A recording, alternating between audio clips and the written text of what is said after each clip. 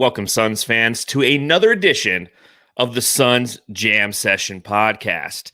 We appreciate you taking the time and pressing play, hanging out with us, especially on a Saturday night when there's a lot of football going on and everybody wants to watch the Bucks play, whoever the fuck they're playing.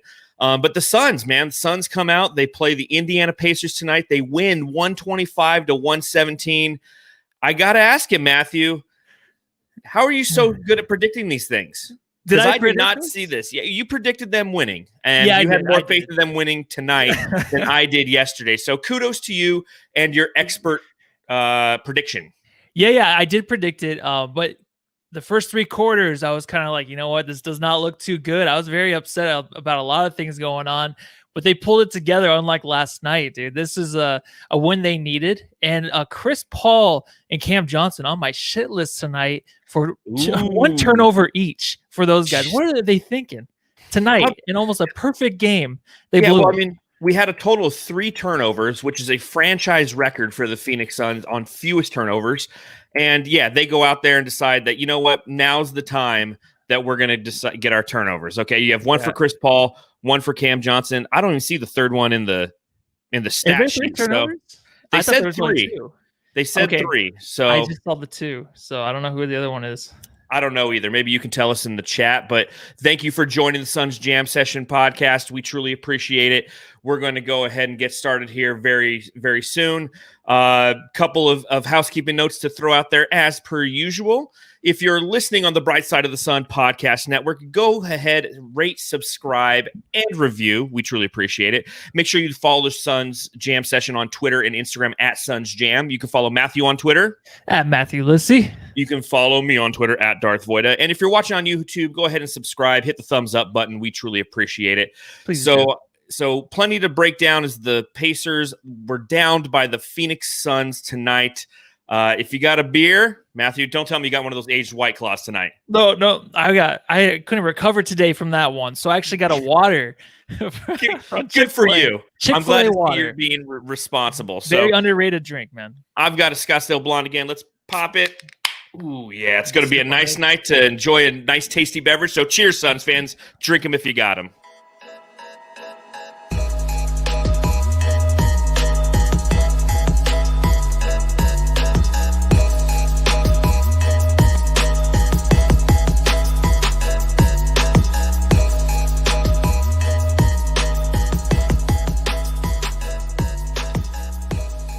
So the Phoenix Suns, after losing kind of a surprising and puzzling game to Detroit, the next night go to Indiana, the second best team in the Eastern Conference, and they defeat them 125-117. And I guess the real question I got is, Dave King, how you doing?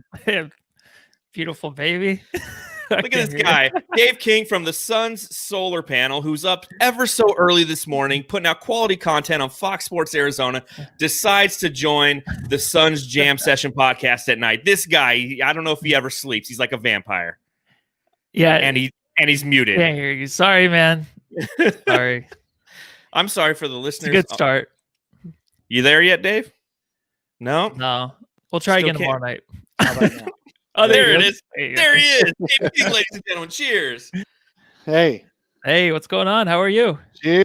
Yes, he's got the mystery drink that he will never tell us exactly what's in it. So nope, you guys don't need to know. It's all good. It's on a need to know basis. I've been on the earth enough to know. years. I don't need to tell anybody what I'm drinking. So what are your initial thoughts on that Pacers game? Were you surprised? I believe you had this one as a victory on the Sun Solar Panel this morning, correct? Yeah. I was 100% that this is a victory tonight. Absolutely. After losing last night's game, which I actually, people want to give me crap for, but I kind of predicted that the Suns were going to lose on Friday. Why do I think they were going to lose to the Pistons? Because they were going to go in thinking they had the game in the bag. The Pistons are 1-7. Pistons historically are a bad team. Yet at the same time, the Pistons play a lot of players who give trouble to the Suns, like Mason Plumlee and Blake Griffin and guys like that. So I was worried about how that was going to turn out. And Now tonight, I just knew the Suns were going to come out strong. They were not going to lose the same way. The Pacers are a very good team. I knew that the Suns were going to come out and push back when the Pacers made their push. I do admit we all got a little bit worried in the third quarter, I think, but the Suns did not let that deter them, didn't let themselves get run over by Domantas Sabonis. One thing I'd like you guys to notice is 3 of the quarters, DeAndre Ayton primarily defended Domantas Sabonis when Sabonis had the ball on the block. Can you guess which one DeAndre Ayton was not the primary defender on Sabonis? Probably the third. Yeah, when Sabonis basically got a 2010 game in one quarter. In one quarter. I mean, it was unbelievable to see Domantas, and I was talking about it last night on the podcast. Sabonis is a bona fide star. I mean, he's somebody who I remember when the Pacers. Yeah, he's a bona fide Saboner, that guy, the biggest head in the league, Domantas Sabonis. And when he came to Phoenix last year in a game where the Pacers just steamrolled the Phoenix Suns, it was my first time actually seeing him in person, and he's truly impressive. And I think that a lot of Suns fans start to fall prey to the narrative that this is what DeAndre Ayton should be. He should be just like Domantas Sabonis, and he's a completely different player, completely different. Sabonis is like a supersized Dario Saric. Exactly. I mean, look, I'm not trying to say anything about nationalities and stuff like that, or coming from Eastern Europe, whatever it is. I don't care about that. I just mean the way they play, kind of low to the ground, but a little herky-jerky. Sabonis is just a lot more smooth about it than, our rumbling, bumbling, stumbling Dario Saric, who actually is incredibly gifted. And I give him that as a hard time. But, man, he's a rumbler out there. And so is Sabonis in his own way. Yeah, but they all can pass. And I think that that's something that who was that earlier in the season? Mikal Bridges said that. He's like, what he loves about Dario is the fact that he can pass the ball.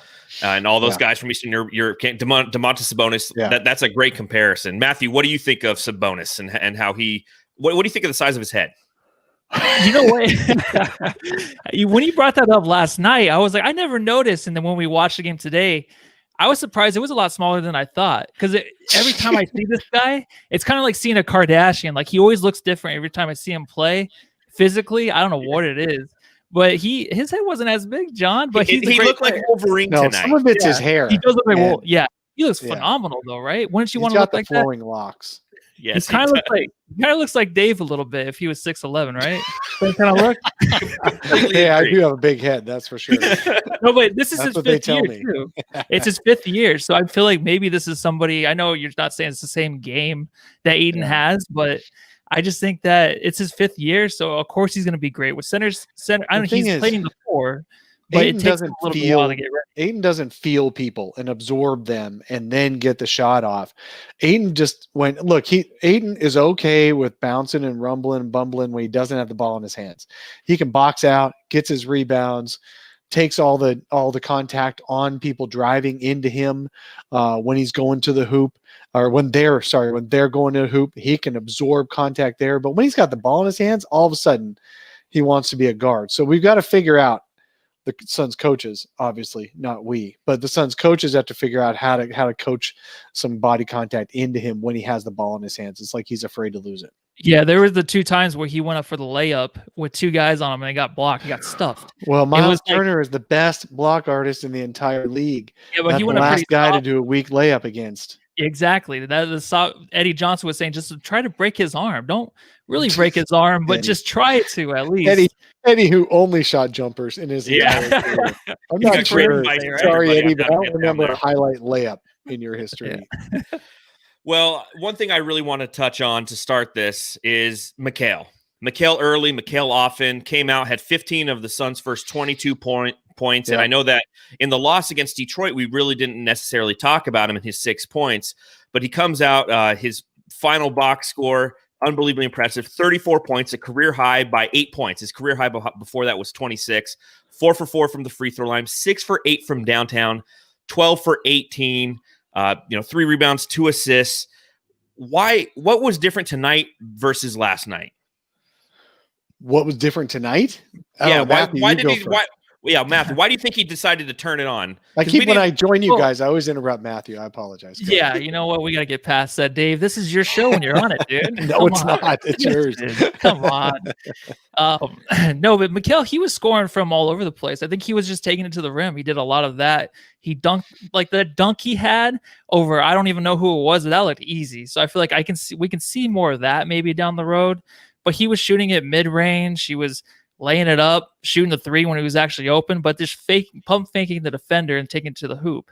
Like that's what we wanted him to do. And I think that was a big difference. It really got him in a groove. Yeah, I really think definitely Mikal was huge tonight. And I think he knows he got himself a little bit lost in that Pistons game the other night. I even said in the show this morning that he didn't have anybody really to guard that was his size or smaller because he's really good at that.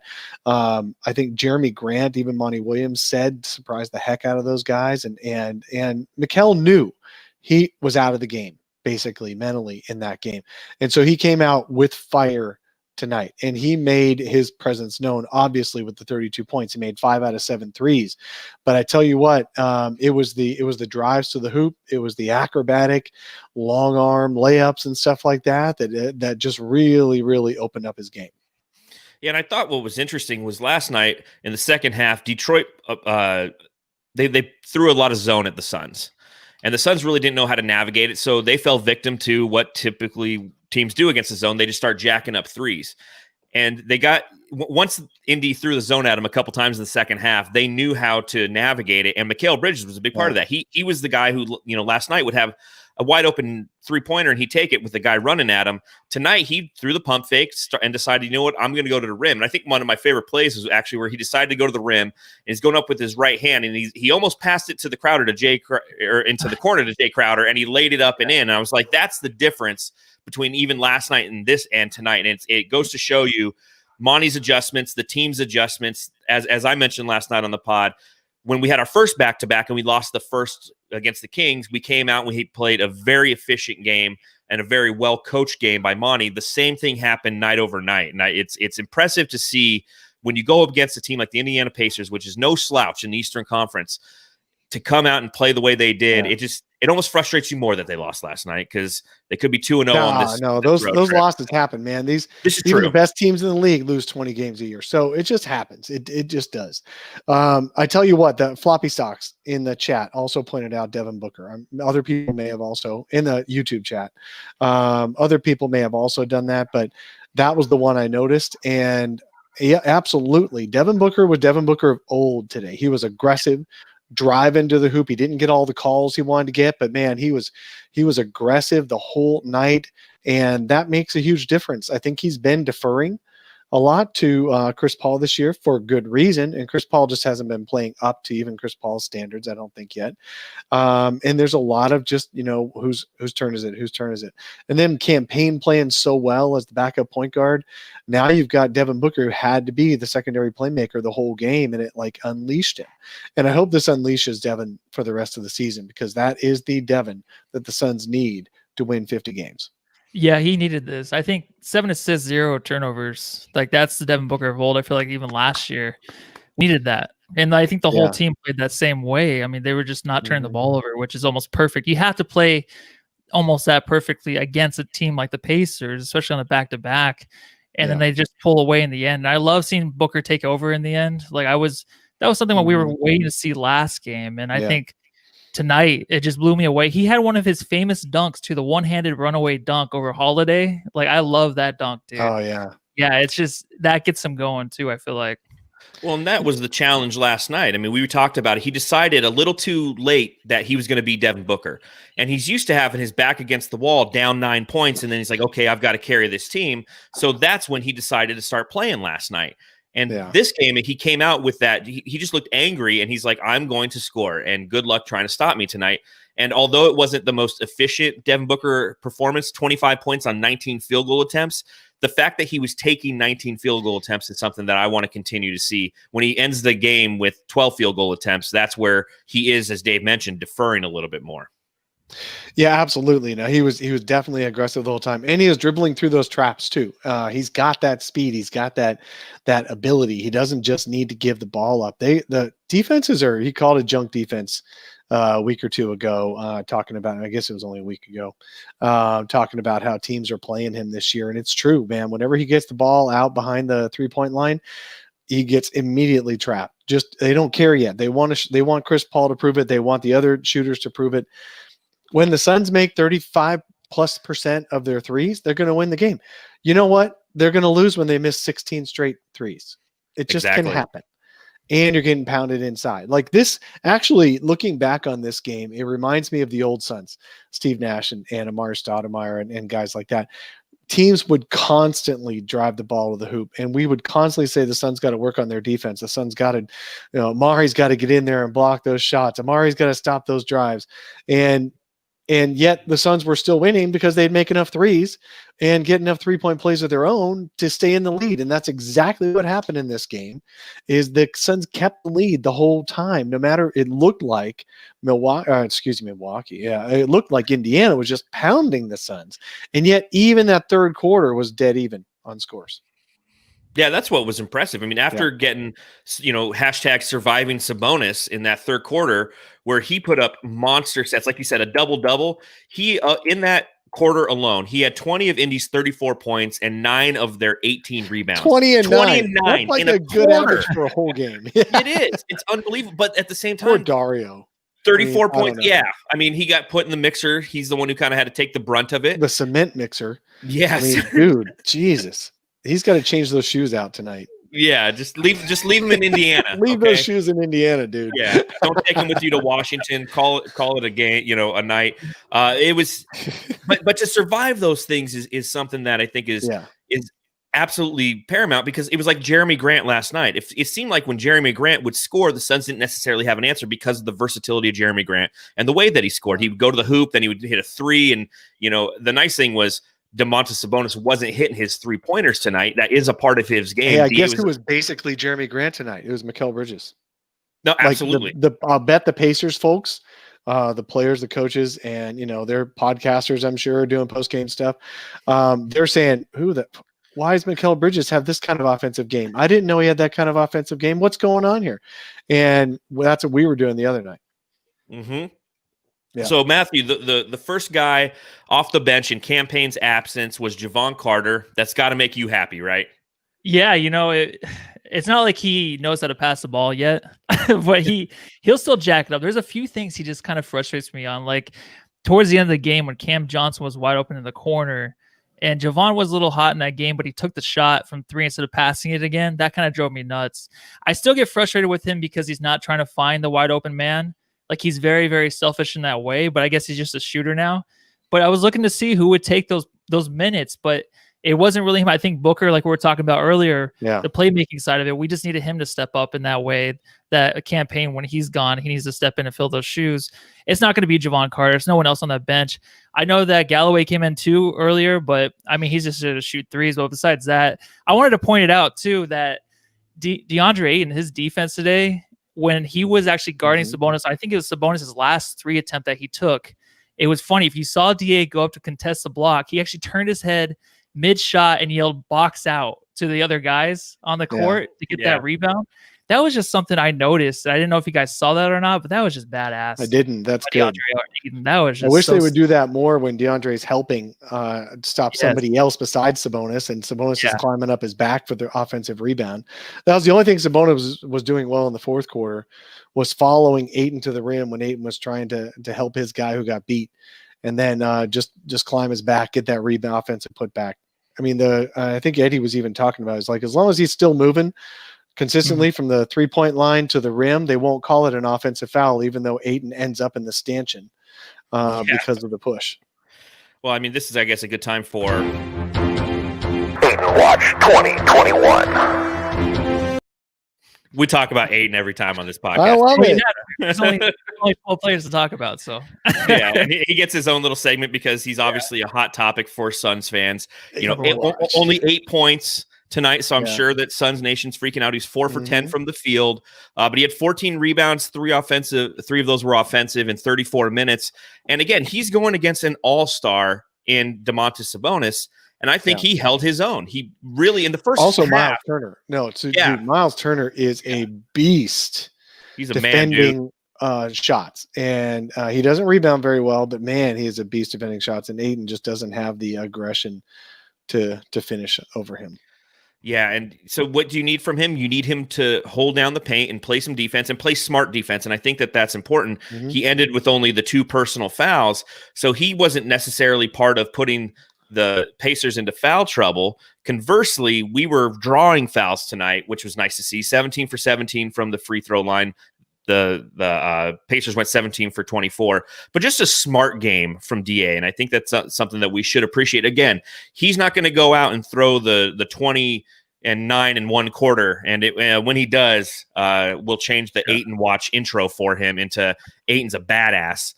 But until then, I mean, he has had those before. Actually, didn't he have a 24-point quarter as a rookie? But that was because the Suns were so bad, nobody was trying to play. We were at that game. Don and I were at that game. We were actually in the Blue Moon Lounge drinking when he was doing it. Hey. It was his second quarter. Was it against the Mavericks? Was it I don't remember. I was really No, it was the Clippers. No, Clippers. Sorry. Was it the Clippers? It was the Nuggets, because Jokic. I was wondering how Jokic let him do that, but basically, I think they just decided, the Suns were down 20, so they just decided to let Aiden score. That's correct, because for some reason, every time the Nuggets come to town, Matthew and I are at the game. I don't know how people always give us tickets to the Nuggets game. And now I know why. It's usually a heartbreaker at the end.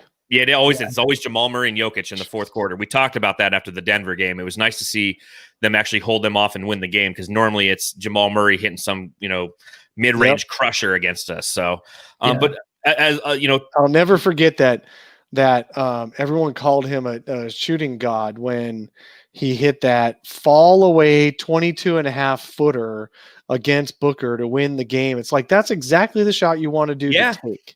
He just hit it. As Booker, when he hit that shot over Paul George and Kawhi Leonard, that's the shot they want him to take. Yeah, and you know what? Right. He hit it. So you just kind of you hit that too. I just hit the mic. Excited there. Yeah. What else do we want to talk about today, boys? Again, great win against the Pacers. Javon Carter. Did we talk enough about Javon Carter? No, we didn't get fantastic stretch there. Those like 3 straight steals at the beginning of the fourth quarter was just incredible. Yeah, his defense. I mean, he's always in there. I feel like he's like the booger picker of the team. Like, he is just picking that ball away from everybody. Like, I'm serious. Like, even Malcolm Brogdon had a hard time against him. He would just literally just go in there and just scrape the ball away from his body. Like, he does that a lot. You see that from Javon Carter every game. Him and Campaign in his absence, he had to make up for Campaign's absence in that way of just like doing a double time in a way to where he was making the opposing team like having a harder time tonight. But you can always count on him to do that. I feel like on defense, right? Just picking that ball out. Yeah, and he got the 5 fouls because he was super aggressive. But the Suns needed it tonight. The Suns absolutely needed it. He saw his chance, Campaign being out with that ankle issue, so he knew he was going to get some extra time, and he made every second count when he was out there. He either got a steal, a jumper, a layup, or a foul. I fell. I think he was challenging Langston Galloway for impact minutes. I know Galloway had only the 12 minutes like last night. Same game.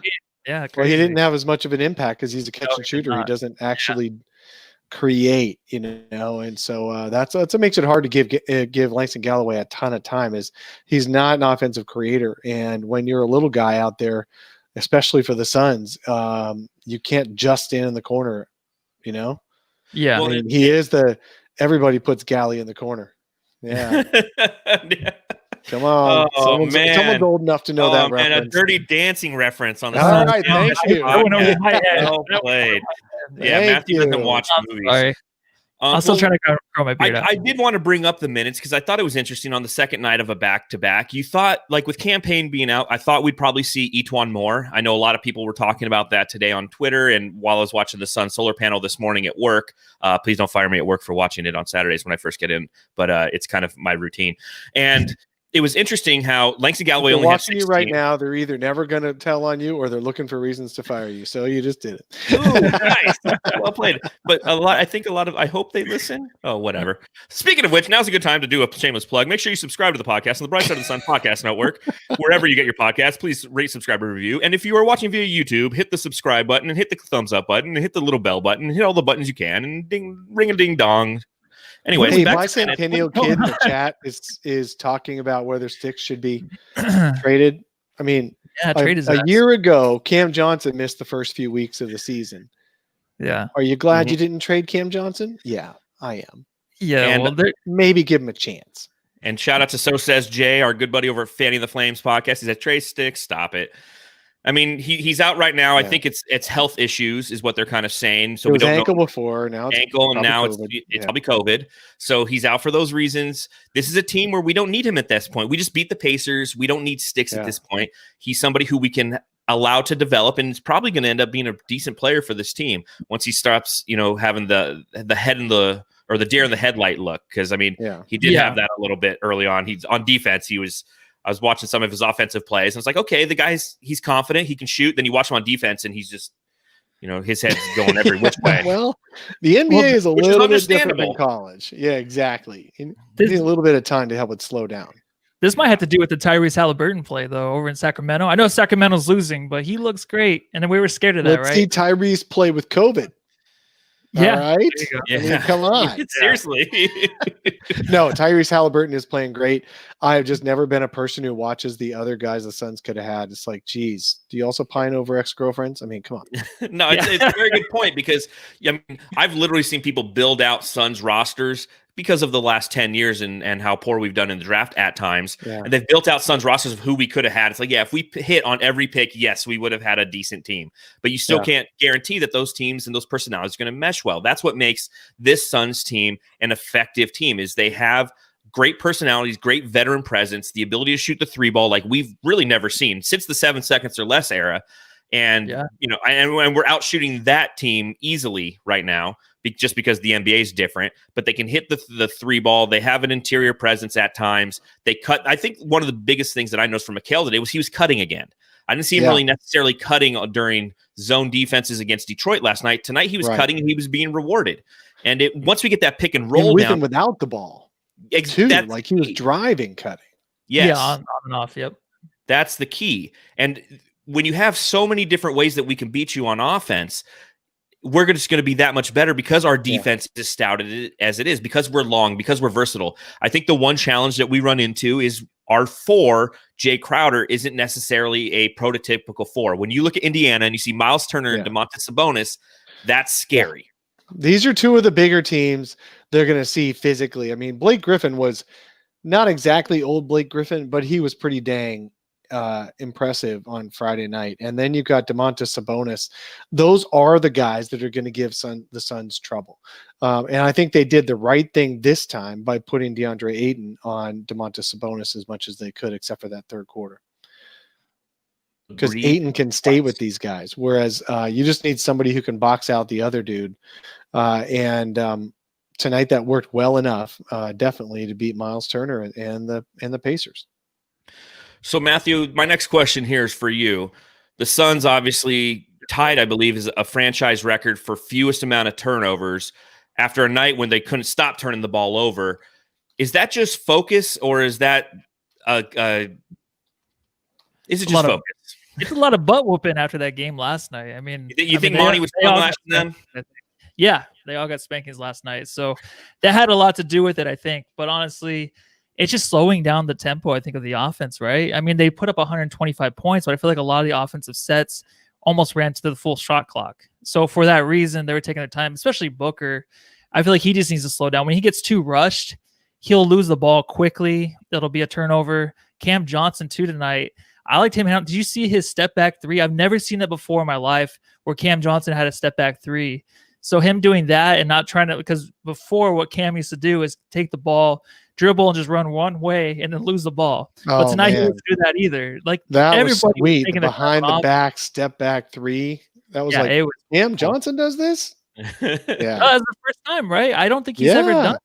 very comfortable. A lot of them, they all did look comfortable holding the ball and just taking their time. And that's one thing DA does too. I mean, he had a few possessions down on the block where last night he would capitalize on it, but tonight the shot just wouldn't go down. But when they're just taking their time on offense, they have every player on that team that's on the floor has an opportunity to score whenever, wherever. So they just need to take their time to find that player wide open, and they usually do. And tonight they did. Well, it's crazy to think that coming into this game, they are last in the league in pace. And then they come up and they put 125 points on a team, which is their highest scoring output thus far this season. But that's primarily due to efficiency. I mean, they went 48.9% from the field, 39 from downtown. And when you have nights like that, you can under 100 possessions is where they kind of live. They 46 for 94 tonight. And another key thing is 33 assists on those 46 made field goals. 33 assists. That's great. That's where we need to live. And again, last night we got stagnant with the ball. A lot of our good passing last night was negated by poor three-point shooting because we were passing guys open. We just weren't knocking them down. Whereas tonight you hit a few of those threes. And that was one of the keys. I really felt that Matthew and I were talking about it almost ad nauseum on the podcast last night, how the Suns just don't force the issue inside. Sometimes they fall into this rut. And again, it's early in the season. This is game number 10? Yeah. 7-3. Yeah. So this is game number 10. And they're still trying to figure themselves out. We're still trying to understand what we're digesting as fans. 7-3. That's pretty darn good. Isn't that awesome? Yes. And it's not the same, and kudos to the article that you wrote earlier this week, Dave, about how the 7-4 Suns on Bright Side of the Sun. Make sure you guys all check it out. Shameless. That's right. Brightsideofthesun.com. You can read all three of us writing. Matthew once a month. Once every 2 months. Yeah. Matthew, my 200 words out there. Is a guest writer almost at this point. Baloney. But at the same time, you were talking about how that 7-4 team this time last year is completely different than what we could be if we're 7-4 by game 11 this year, just the way that this team is structured. But to get back to my point, this team sometimes, as they're learning who they are, fall into the rut of falling into that in love with the 3-point ball. And Monty's telling these guys, keep shooting, even if they're not going in. Our two of our 3 losses, that is the reason why. Against the Kings and against Detroit. And you look back at that game last night, those shots were open. Those threes were open. When they missed 16 straight and what was it, 20-something out of 20? 2 out of 25. 2 out of 25. Yeah. This is like the Rockets from a couple of years ago. Mike D'Antoni was probably smiling watching those highlights. But that's the way it is, and they were open. The Suns weren't forcing. Almost none of those were forced. They were wide open. The Suns were just missing them. And Monty said, look, I'm not going to tell these guys to not take open shots. So heck no, I'm not telling them to stop shooting the threes. The thing is, you do need to be as aggressive as you can. And if you feel like you need to set the tone, then get in there. But he's never going to tell those guys to not take an open three, because that's the worst thing, right? What's worse than missing an open three is staring at it and not taking anything and then losing the entire flow of the offense. And the confidence of the offense as well, right, Matthew? Yeah. I mean, Monty instills that a lot in this offense, and that's what I love. I mean, you're going to have the times, too, where I was thinking about, like, DeAndre Ayton. Are they trying to get him the ball still inside, or what's going on with that? Because, honestly, there's a lot of pick and rolls I saw tonight where he was open, the pass wasn't made, and then also he's having the mismatches that's not there, too. So, like, when that's not going, of course, you want to shoot the wide open three or just force a three if a defender's coming at you. But I feel like he's still open. Is there something I'm missing here? Yeah, he doesn't look to get open. Like he's. I watch him. Look, we're all watching DeAndre Ayton a little bit way too much off the ball. I get that's it. That's why we have Ayton watch. That's right. But he really doesn't make himself available for the pass all the time. It's like there can be times where he's open, but by that time the guys have given up trying to get him the ball, and then they got to make a good play. You can't just sit there and wait. Remember, what was it, 3 years ago, Isaiah Keenan as our starting point guard, and DeAndre Ayton was 2 years ago actually, because DeAndre Ayton was the rookie. How much worse it was, because they would just stand there and eyeball trying to figure out how to get the ball into him. And you know what? He had a great rookie season, 16 points a game as a rookie, but that did not teach him how to make himself available at the right time. Mhm. And Chris Paul is going to work with him. I know Chris Paul is going to work with him, and DeAndre Ayton's going to get better, but he's not a natural. He doesn't jump to catch and finish. Everything's got to be down bounce passes. So Steve Nash would have been a great point guard for DeAndre Ayton, because Steve Nash was the king of the bounce pass. And maybe Amari wasn't great at the catch and finish like Sean Marion was, remember, back in the day. But Amari was really great at catching the bounce pass. And there was one time, one feed into Ayton tonight, Eddie made the comment that, did you see how hard it was? Either Booker or Paul bounced it, Booker, so that it would get up to Ayton's thighs. Because the problem is when they do those tough bounce passes into him, they're not doing it hard enough, and it stays down at his knee. And that, look, if you're a 7-footer, catching a ball coming at you at your knees and still having the agility to finish and do everything you need to do is tough. If it's just at your thighs, it's much easier to work with. So these guys will figure it out. Booker's had 3 years. I don't know if Booker's going to be able to figure it out with him, and that's okay. Booker's an incredible player. But Chris Paul is a maestro at feeding guys on the pick and roll. He will figure it out, and we'll see a better Ayton in the second half of the year. There is time, folks. I know you don't think there's enough time, but there is time. There's 60 games left, 62 games left in this season, and there's another season ahead. It all gets better from here. And we're 7-3. We haven't 7-3. Yeah, Chris Paul hasn't unlocked DeAndre Ayton. And know that the last 2 games you had, big fat Mason Plumlee clogging the paint, who isn't the greatest defender, but he takes up some space. Blake Griffin, and then tonight you have Sabonis and Turner down there. So the pick and roll might not have been kind of the go-to offensive set. Now, when you go on Monday and you play Washington, you're probably going to have a lot more opportunity to run some of those high pick and rolls and figure out how to get him the ball. So, again, in the chat, the YouTube chat, people are going back and forth about Ayton. He dunks, he doesn't dunk. He's garbage. He's great. I mean, everybody goes. It's the great paradox of the Phoenix Suns is DeAndre Ayton and what we expect him to be versus what he is. And at the end of the day, as long as he's effective, that's all I care about. As long as we get a W, I don't care. Luka Doncic can put up triple doubles all day long, and Dallas can lose. I don't care. We want to win games now. Yeah, you say that now, but in the third quarter, when the Suns looked like they might lose this game, and DA wasn't doing anything offensively, he wasn't there though. He was on the bench. I know but I'm talking about the whole rest of the game earlier. It's just like, okay, he wasn't there at all. So when he has comments about like, hey, I'm just going to focus on defense. There's a lot of offensive presence around me. Let's worry about them. Give them the ball. Stuff like that. Then it starts to irritate me a little bit because it's like, okay, you're the number 1 pick. You get to choose when and where you get to have your offense. You're not going to force feed it. Well, just because the Suns got the number 1 pick doesn't mean they get to mold him out of clay into whatever they want. The dude is the dude. DeAndre Ayton is who he is. You got to maximize his ability. If his ability is not to catch lob passes and slam dunk like Amari Stoudemire, guess what? Maybe figure out what he is really good at. And you know what he's really good at?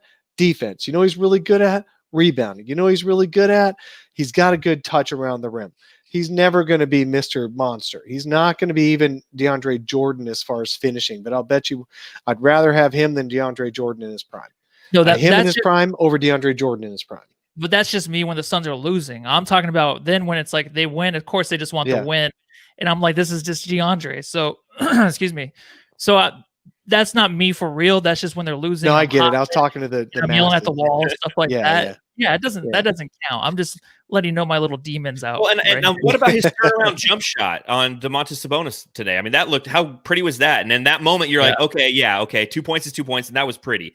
And again, as he develops, remember, and I've said this probably 30 times this week because I was on with Brendan on Locked On, and I was saying the same thing. Tonight was his 119th career game, 119th career game. Like for a guy who started playing basketball late, he's still learning, and we're winning. Like, but you should be rejoicing, Suns fans. He's athletic, and he's good. His defense, another shameless plug. Go by our YouTube channel. We put together a early season defense video of DeAndre. Check it out. He plays really good defense. He can switch. He can guard the perimeter. He's great in transition. I mean, there's so many positives, but because he doesn't slam dunk the ball, it's a debate every night, and that's again why we have Ayton. Tonight is a perfect example of DeAndre Ayton's defense. In one quarter, Domantas Sabonis got 20 points and 9 rebounds because DeAndre was not his primary defender. And Domantas Sabonis this year has had double-doubles every single game. He's an all-star. He averages, he's like Nikola Jokic, except he doesn't get enough pub because he's in Indiana and he's Domantas Sabonis. I mean, but he is basically, he averages over 20 points, over 11 rebounds, and over 6 assists a game. He is a great player. And yet in quarters one and in the first 2 quarters, guess what? He had 4 points. And in the final quarter, I don't know how many he had, but it wasn't that many. But the DeAndre Ayton is a very good defender. The problem is that when the Suns put him on an island, then they don't have anyone crashing the boards behind Ayton. And so some guys get the putbacks and stuff like that. Yeah. He can't do it all, but God, I would much rather have him in a playoff series than someone who's all offense and dunks. Perfectly said. And I think I trust DA's defense one-on-one more than I trust anything else on the Suns offense, more than I trust right now Chris Paul or Devin Booker handling the ball. Like, I just trust DA's defense more than anything right now on the Suns team. And I'm not saying like Paul and Booker are terrible at doing what they're doing. I'm just saying whenever DA is against someone, like when Sabonis is shooting the 3 or a guard pulls him away one-on-one like that, I trust it. I'm not scared. I know DA has it because the defense is phenomenal. Absolutely. And speaking of phenomenal players, it's time for us to hand out our Jam Star of the game. I've yet to come up with a cool video. Yeah, the Jam Star. I got to come up with some video. You got to do some glam, glitzy, I will. Just like the glam star. Oh, okay. Yeah, the girl on the stage with the woohoo. Yeah, get like Britney Spears. Britney Spears, glam star of the game. Of course, then exactly. I aged myself. I'm like, Britney Spears is a glam star. Like, Britney Spears. I saw a post today somewhere. Okay, Matthew. Miley Cyrus then. I'm just joking, dude. I know.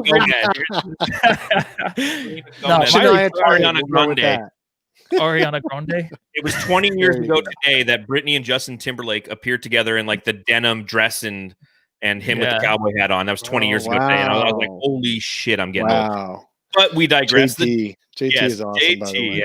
Yeah, that's his name, so, JT. Let's start with Matthew. Matthew, who's your Jam Star of the game? Mikal Bridges. Just his adjustment.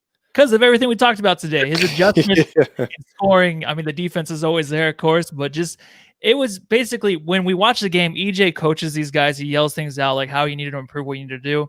Mikal took last night's game into this game, making the adjustments that he should have made last night. But then this game, he made those adjustments, going to the rim, taking those little 16-foot jumpers when they're there. Like, he did everything he could to score, and he just looked like he was in a zone all game. So he's my Jam Star of the game. God bless him. Is he yours too, Dave?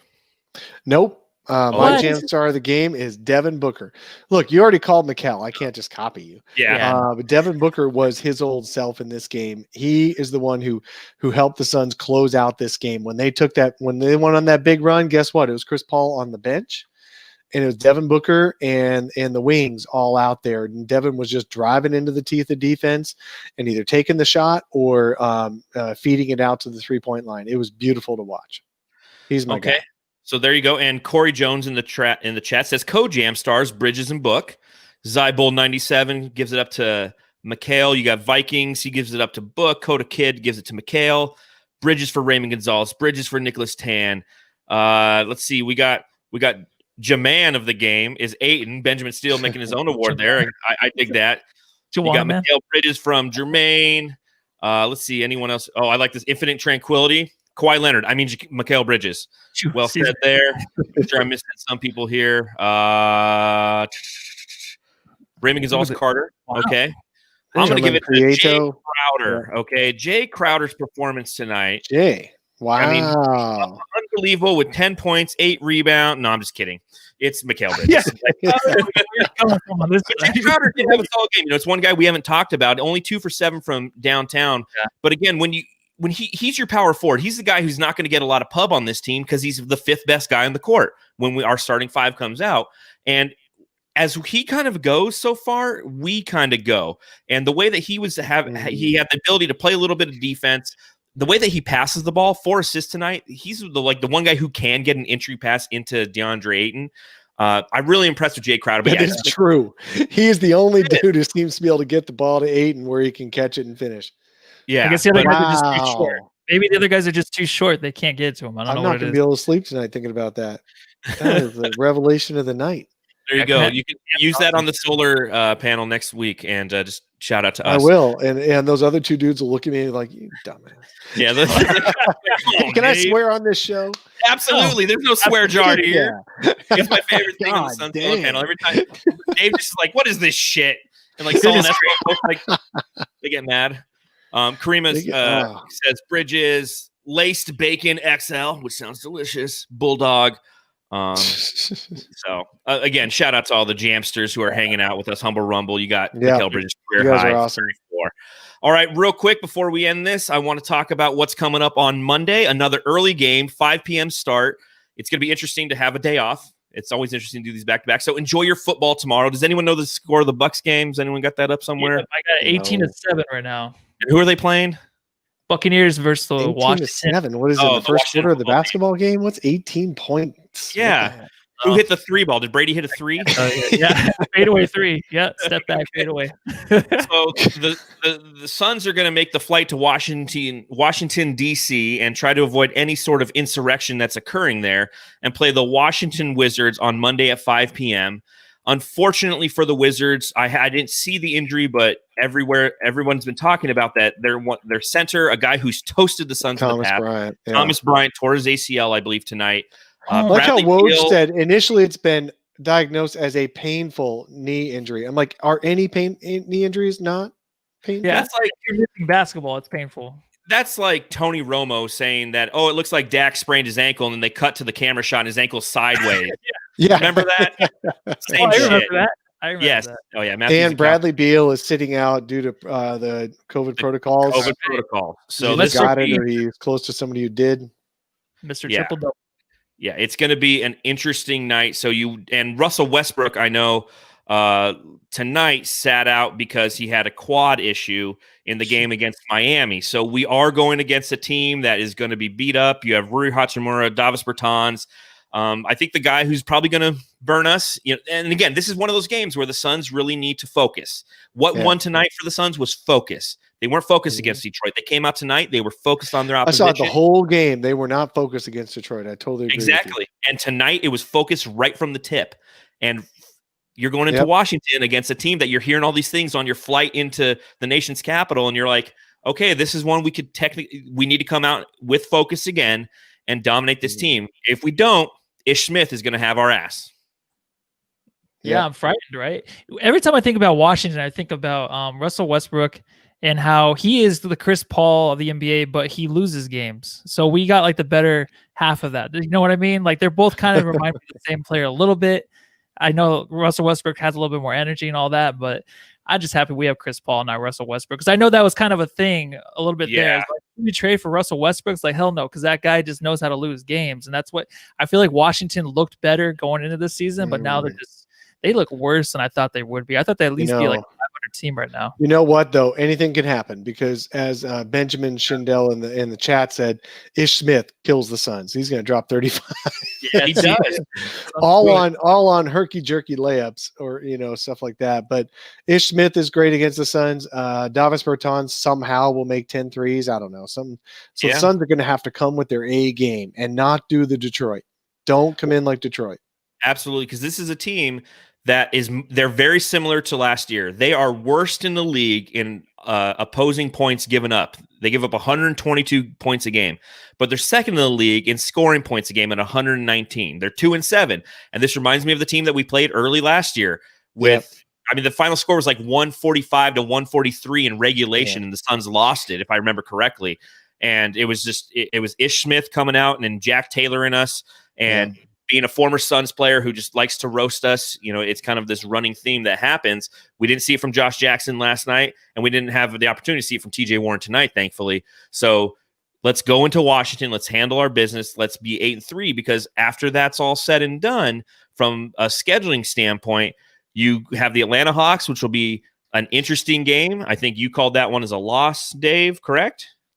Yeah, because Trae Young just always burns the Suns. I just feel like that's going to be a tough one to win. I know. We beat them last year, though. That doesn't matter. But They're a much better team this year. Atlanta's a much better team. They went out and did kind of the Suns thing. I think they did it a year early, like the Suns of last year, where they got a couple of veterans, but they're still focused on their 20 and 22-year-olds and stuff. And so it's going to be tough for them to consistently win this year, but they're going to be closer to 500 than not. So I think they are going to be a tough out. I completely agree. I mean, the offense, the way that they play, knowing that they're only going to continue to get better, they're going to be tough. Now, that'll be back at home. We have a 3-game homestand after the Washington game. We play the Hawks. We play a resurgent Golden State team that has Steph Curry playing out of his mind. And then we play these Pacers again before we go on the road for one at the Grizzlies, one at the Rockets, and then home for a back-to-back against Denver. So what I'm trying to say is this game against Washington is vital because there's opportunities to lose a few games in there. There's some challenging opponents, and they will drop 2 or 3 of those games. And so you got to pad the stats with the wins before COVID hits the Suns. Yeah, every win. I know. Well, I don't know. So Washington has 3 straight games against teams that came up with COVID the next day. Oh, no. Somehow, 3 straight because they played against Philadelphia. Philadelphia almost didn't even play today because of that. Yeah. Jason Tatum with the Celtics. And then the team before, there was a 3rd team as well, all missing guys with COVID after playing the Wizards. It's because so wear your masks, boys. Yeah, wear your masks. Are the Washington? I won't go political on this one. They're in Washington. They got COVID. Let's just leave it alone. It's too easy. Bumps that spike. Let's just ban it from Twitter. Besides that, a new segment that we have where we make fun of the fact that Matthew says besides I that didn't all the say time. it once. You said it once. You said it once. I did not. You're getting better. You did. I pulled it up earlier. My anxiety's through the roof because Dave's here, so I probably didn't even know it because I'm so fogged up. Why is your anxiety through the roof, man? Focused, we gotta spend more time together. It's because of this COVID. We've only been in the network together since COVID started, so we haven't spent enough time together. I have no one to be nervous about. I was kidding. So okay. Okay. Wow, I feel like an idiot. I love it. But no, I mean this is great. We really appreciate you coming on the Jam Session podcast, especially considering you woke up ever so early and you had to be focused and talk Suns. And we know what it's like. This is well past my bedtime, boys. I know. I mean, it's almost time for my pureed prunes and a warm tea, maybe warm milk. Yeah, I was gonna say, getting like a nice ice. Or a nice warm milk and just relax and watch Mad Men on Amazon Prime as you go to bed tonight. MASH reruns. No, it's MASH reruns. Yeah, that's where it's at. Yeah. That was on all the time growing up in my household. So, as Coda Kid says, wash your hands at distance. Seriously, guys, we're almost at the end of this thing. Let's get through it, okay? Let's get through it. We're almost at the end. We only have 62 more games to go. I meant COVID. We only have like 6 more months to go, I hope. I hope. I really want to go to a Suns game again. Fingers. I know, Cross those fingers. Do your part. I think that's what it's about. So, again, thank you, Dave, for joining us on the Suns Jam Session podcast. Remember, everybody, you can follow Dave at the Sun Solar Panel. Read his magnificent writing on the Bright Side of the Sun podcast network. What other? BrightSideOfTheSun.com. It's actually a website. Been around a lot longer than the podcast. No, thank you. And on Twitter at Dave King NBA. I was trying to come up with something funny on what NBA actually stood for. You can't, because Espo owns the rights. Nothing but ass. I know he does. Nothing but ass. NBA. Nothing Dave but King, ass. Nothing but ass. For the win. You have no idea. No, just kidding. All right. We won't go any further. Again, if you're watching, we appreciate it. Make sure that you subscribe, rate, and review on the Bright Side of the Sun podcast network. If you're watching on YouTube, smash the thumbs up button and subscribe as well. You can follow me on Twitter at Darth Voida. You can follow Matthew on Twitter, and you can follow the podcast at Suns Jam, wherever you get your Twitter. So that's it. Hopefully we go into Washington and we end up 8-3. But you know what? We're 7-3. Everything's right in Suns land. Yep. If we were 3-8 right now, these would be very depressing podcasts. And I don't know if we'd be doing them every night. But you know what? We'll be here live. Yeah. You guys started this in the middle of a pandemic. So, yeah, I think you would still be potting through a 3-8 and any kind of, lost 22 in a row, but we're still here.